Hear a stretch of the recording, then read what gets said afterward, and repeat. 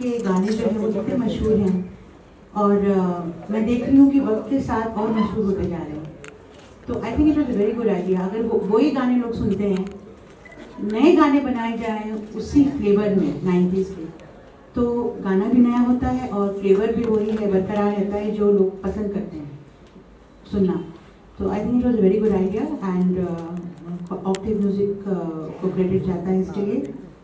नीरज जी, शिखा जी और हम सब ने, हम लोगों को सबसे बड़ी खुशी इस बात की थी कि हमारा जो गुट है, आनंद मिलन समीर जी, हम लोग सब ने बहुत काम किया है साथ में और it was like history repeat, coming back together, you know, same Lord coming back together। तो हमारे लिए बहुत अच्छा मोमेंट था क्योंकि हमें लगा कि हम फिर मैदान में हमारा ग्रुप वापस आ गया है और बहुत अच्छा लगा, बहुत मज़ा आया।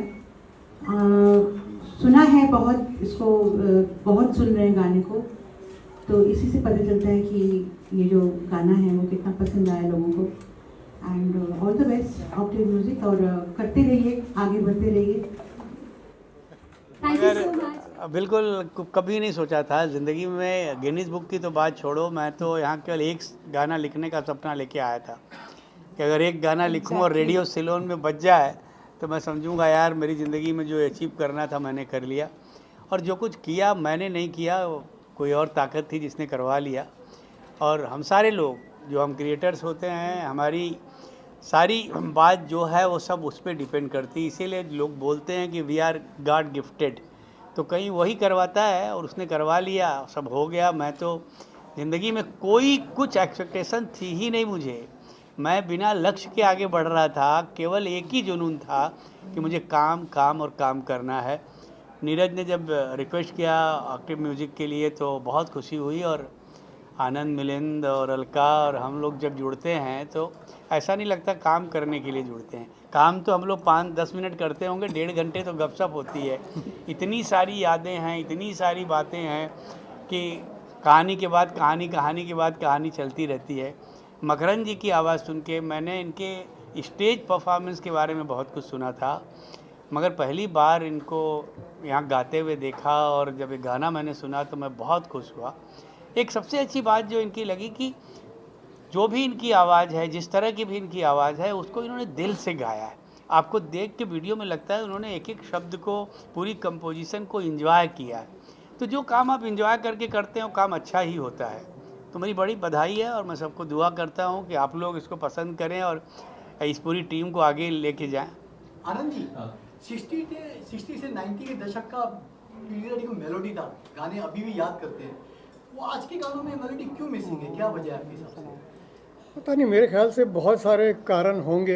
एक तो बहुत से लोग कहते हैं कि टू मच ऑफ इंटरफेरेंस, क्योंकि 60s का आपने जिक्र किया तो तभी मेरे पिताजी चित्रगुप्त जी, ही वॉज वेरी एक्टिव, तो वो उनके ज़माने में मैंने कभी म्यूज़िक सिटिंग देखी नहीं थी। डायरेक्टर आके फिल्म डिस्कस कर लेता था और सिचुएशन मोटा मोटी, उसके बाद सीधे रिकॉर्डिंग में सुनते थे वो। There was no music setting कि मैं वो गाना पास करूँगा और फिर वो गाना रिकॉर्ड होगा। तो एक बहुत मेजर चेंज वो हो गया। और दूसरा, because of computers and digitalization, बहुत से लोग हैं वो जिसको कहते हैं मंच के नहीं आते हैं। मतलब आपको you have to be fully prepared, तो you should have a very good background of music and then you should enter. तो कंप्यूटर तो क्या है कि कोई भी ऑपरेटर वॉज वेरी एक्टिव, तो वो उनके ज़माने में मैंने कभी म्यूज़िक सिटिंग देखी नहीं थी। डायरेक्टर आके फिल्म डिस्कस कर लेता था और सिचुएशन मोटा मोटी, उसके बाद सीधे रिकॉर्डिंग में सुनते थे वो। There was no music setting कि मैं वो गाना पास करूँगा और फिर वो गाना रिकॉर्ड होगा। तो एक बहुत मेजर चेंज वो हो गया। और दूसरा, because of computers and digitalization, बहुत से लोग हैं वो जिसको कहते हैं मंच के नहीं आते हैं। मतलब आपको you have to be fully prepared, तो you should have a very good background of music and then you should enter. तो कंप्यूटर तो क्या है कि कोई भी ऑपरेट कर लेता है। तो मैं हमेशा कहता हूँ कि आज ये हो गया कि कंप्यूटर आपको ऑपरेट कर रहा है, होना उल्टा चाहिए। So this can be one of the reasons. Makarand ji wonderful singing, Kishore da का कितना छाप है आपके हिसाब से इस गाने में? बस ये गाना जो मैंने गाया, क्योंकि मैं 90s एरा में ही काम किया हूँ। मैंने जतिन ललित जी के साथ काम किया है और बड़े खूबसूरत गाने बने हैं और समीर जी ने लिखा था उस वक्त भी और लिखते हैं। और अलका जी को मैं तब से जानता हूँ, जतिन ललित जी के ज़माने से, और अभी मैं अलका जी के साथ 15 साल से जुड़ा हूँ। मैं उनको मैनेज भी कर रहा हूँ, मेरी कंपनी कर रही है, और आनंद मिलिंद जी भी मेरे कंपनी में ही हैं। तो जब म्यूज़िक लेवल शुरू हुआ था तो हमने डिसाइड किया था कि मैं अच्छे गाने करूँगा। और पहले 2 गाने रिलीज़ हुए थे, जो एक डांसिंग नंबर थे और एक दूसरा लव सॉन्ग था। फाइनली आनंद मिलिंद जी से डिस्कशन हुआ कि गाना करना है, और समीर दादा से बात हुई और फिर ये डिसाइड हुआ कि 90s फ्लेवर का गाना करेंगे। और मैंने अलका जी को रिक्वेस्ट किया कि आप हमारे कंपनी में गाएंगे तो बहुत अच्छा लगेगा, तो उन्होंने तुरंत हाँ बोल दिया। इनफैक्ट 2 गाना उन्होंने किया है। अभी एक नेक्स्ट सॉन्ग हम रिलीज़ कर रहे हैं उदित नारायण जी के साथ में। तुरंत हाँ नहीं बोला था, तुरंत ही मजाक कर रहे हैं। और फिर मेरे फ्रेंड हैं मकरंद जी, बहुत ही अच्छा है, मैं उनको जानता हूँ। मैं हमेशा बोलता हूँ कि मकरंद जी जब आप गाते हैं ना तो आप एकदम नाभि से गाते हो, मतलब इतनी खूबसूरत आवाज़ है। किशोर दा को फॉलो करते हो तो मकरंद जी और अलका जी का कॉम्बिनेशन बना। आनंद मिलिंद जी ने बहुत ही अच्छा म्यूज़िक कंपोज किया और समीर जी ने लिखा, तो जाके ये गाना तैयार हुआ।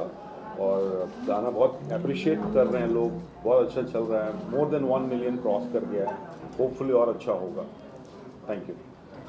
Alka ji, it's so mesmerizing to hear you sing all the time. How nostalgic was it for you to be taken back, transported back to the 90s by singing this melody? Yeah, it was very nostalgic because सबसे बड़ी खुशी मुझे ये थी कि I am working with the same team.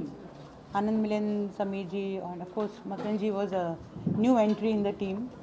But तो वो जो हम लोग रिकॉर्डिंग करते थे पहले, जो माहौल था, वही माहौल बहुत सालों बाद यहाँ मुझे महसूस हुआ। और हम लोग का कंफर्ट लेवल इतना है सालों से, और मतलब हम लोग हंसते खेलते पिकनिक की तरह हो जाता है काम, उसमें कुछ डिस्कम्फर्ट या कोई भी तरह की झुंझलाहट कुछ नहीं होती। तो it was very very nostalgic and I hope ये सिलसिला चलता रहे। समीर जी, जब आप इंडस्ट्री में आए थे, ऐसा एक सपना देखा था कि एक दिन आपका नाम Guinness book of world records में आ जाएगा? मैं तो सबसे पहले डर रहा था कि नीरज कहीं ये नहीं बोल दे कि मैं बचपन से आपके गाने सुनता आ रहा हूँ। और अच्छा हुआ तुमने भी ये नहीं बोला, नहीं तो बड़ी घबराहट होती, उम्र का एहसास होने लगता है। मैंने ये बोला कि जतिन ललित के समय से